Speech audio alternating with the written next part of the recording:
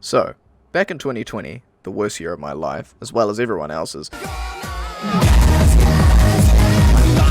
when I first experienced Star Wars Clone Wars Season 7's unbelievably awesome battle between Ahsoka and Maul during the final arc, I noticed something. At the midpoint of the battle, Ahsoka used a particular defensive technique that I could have sworn I'd seen before. I couldn't remember where from though. I literally sat there for a good 5 minutes with the video paused, pondering to myself, where have I seen that exact damn move in the context of Star Wars? I could have sworn, seriously. I went over it in my mind. Was it the new trilogy? Was it one of the spin-offs? Something in the prequels maybe? I couldn't remember. It was like when you remember the lyrics of a song you don't know the name of. It drives you crazy. It has you googling the lyrics into the search bar like a complete moron, hoping nobody sees your descent into insanity. Eventually I just gave up. That is until a few days ago. I decided to start up an old game I hadn't played in years. A game I grew up with as a child. One my parents bought me as a birthday present years ago. I loaded up a particular mission. A mission in which you fight Jedi Master Sindralik as a recently turned Anakin Skywalker. After a couple of attempts, I defeated him, so I can save Padme. And wait, hold up. Rewind. There it was.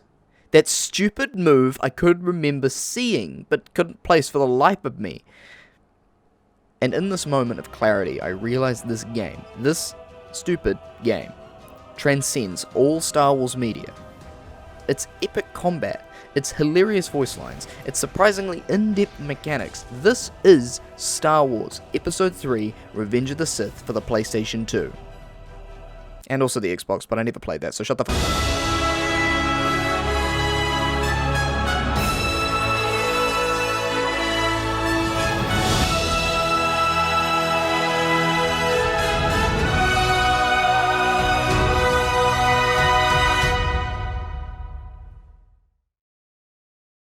Where do I even start with this little gem of a game?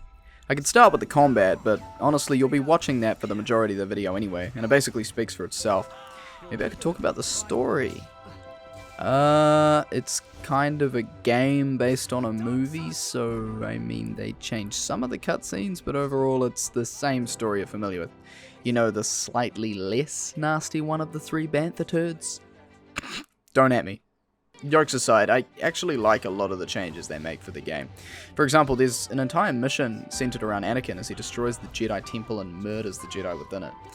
Before you ask, no, you can't reenact the scene killing the children. I know, I was disappointed too. This is, however, my favourite mission in the game, as you get to experience Vader's corruption firsthand. It's how I like to think the Jedi Temple Massacre actually went down off screen, other than Jocasta Nu's death, of course, as it contradicts canon. Thanks, Disney. There's even an entire scene dedicated to actually having Mace fight against Anakin instead of going out like a bitch the way he does in the movie.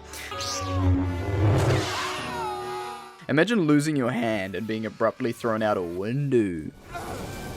Nah, not on PS2, boys. We are here getting shanked and drop-kicked instead. Take that, Mace Windu is still alive, theorists! Idiots. But yeah, the fight is actually really awesome. And in case you were wondering, he is a boss battle, but we'll get back to those in a minute. First, I'll give you a quick rundown of the controls, and, well, there are a lot. Like I said, in-depth mechanics. To start, you've got your basic square attack, basically your weak but quick combo. You've also got heavy attacks, you use triangle to do those. And then you've got circle, which is your thrusting attack. I apologize for the Xbox controller, by the way. When pressing these buttons, you can actually combo them in different sequences to get different outcomes. So your square, triangle, triangle, or your square, square, triangle, etc. But here's the part that actually gets me. It's also directional based, sort of like the way Super Smash Bros. Works. If you move the analog stick, attacks can actually come out entirely different than usual. I played this game since I was a little kid, and I didn't know this until like a week ago. Besides this, you've got Force Grapple, Force Lightning, Force Push, Force Heal, Repulse, Saber Throw. I forgot to record this one because I forgot. Whatever this is, you can even pick up items using the Force and throw them at your enemies. Check this one out. If you hold left bumper to block and then spin the right analog stick around, you do this.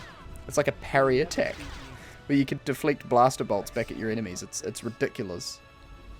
As complicated as the mechanics are, you'd be surprised how intuitive the game really is. There isn't really anything in the game that feels clunky. Everything sort of just makes sense. I'm still discovering new combos that I've never done before. You're probably wondering though, Excuse me, based on your expert gameplay, you seem extremely broken and overpowered. What is this? The prequels unleashed? actually, nah, depending on how well you perform during a mission, as you can see by this little bar down here, you're granted experience points that you can spend on force abilities. Something that I forgot that I actually really appreciate about this game is that you actually start with most of the abilities. This means you're not constantly purchasing abilities that you're never going to use because it didn't fit your initial playstyle and the way you learned. What LucasArts actually decided is to have abilities start off weak, and as you upgrade, the more powerful they become. But it's your choice which abilities you prefer to spec into. The other mechanic I think I should mention is how you're actually able to increase your total health and force bar. Hidden collectibles are scattered throughout the game, and you're prompted to locate them. If you find one of these, it'll increase one of those attributes. My personal favourite collectible in the game, however, are actually Bacta tanks. You know, in Star Wars, Bacta tanks are a healing accelerant you're supposed to be submerged into. Sort of like being coated in a translucent pool of the Panthen. At first I read it on her bottom, I used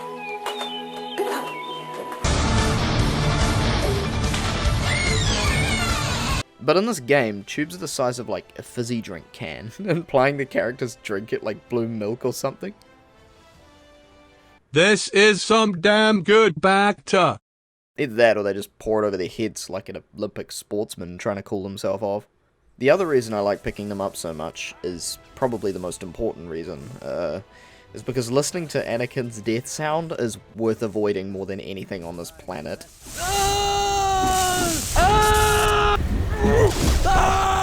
Oh well, must have run off.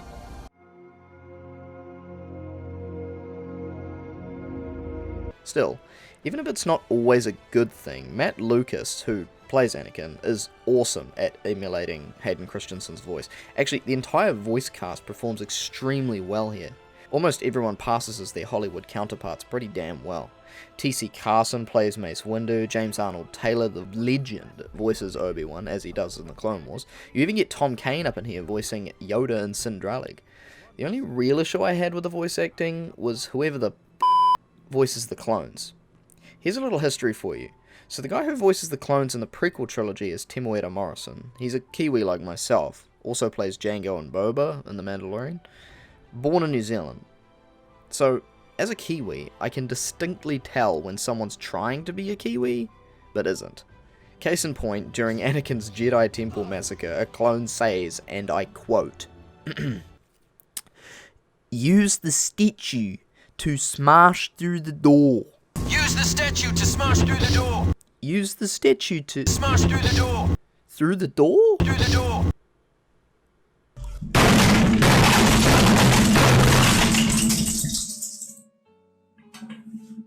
Use the statue to smash through the door. I suppose this is a good time to get into the boss battles. Every major fight in the movie is featured as a boss battle here. You've got Count Dooku, I'll show you the true power of the dark side. General Grievous, Hello there. of course Mace Windu, You brought this. and the epic battle between Anakin and Obi-Wan, a given, naturally. And you call yourself a Jedi Master? The combat here is so much better than it has any right to be. Grievous literally uses a blaster instead of force abilities, which is so uncivilized. Dooku's form is completely unique and it's an absolute blast to play against, seriously. Mace Windu, well, doesn't go out like a bitch. Take a seat, young Skywalker. How dare you try to assassinate the Chancellor? And the Anakin and Obi-Wan fight can be played as either character, which is something I hoped for but honestly didn't expect as a kid. It even includes an exclusive ending in which Anakin actually beats Obi-Wan. I won't spoil what happens, I honestly want you to play this game and find out for yourself, but it's legendary. To top it all off, because each of these characters have entirely unique movesets, the developers elected to include a 2-player versus mode where you can go full force to see who's the stronger Jedi. Or Sith, whatever tickles your lightsaber. Want to battle between Darth Vader and Count Dooku? You got it! Oh yeah, I forgot to mention, Darth Vader and Ben Kenobi are in this game, as playable characters during Scene 38 of A New Hope. That actually brings me into, well, mainly the last big detail about this game, the extra missions, or bonus missions. Yeah, this game has those too. You can play as a Magna Guard, play as Grievous against hordes of Republic soldiers, you can even play as Mother Yoda himself.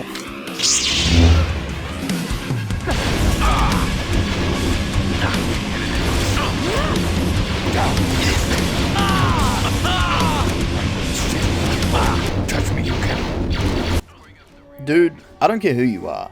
You can hate the prequels for all I care, but you have to play this game. It's way too fun to ignore, and I know I've left out stuff in the video, but come on, there's just so much to do in this game, one video honestly just can't do it justice. If there's one overall message I have for you, all of you, it's this. The next time, like me, you see something stupid, like a ridiculous rolling kick move thing, and you can't figure out where it came from, don't ignore it. Pursue it. Because like me, you might discover something lost to time. You might discover something like the best Star Wars game you've never played.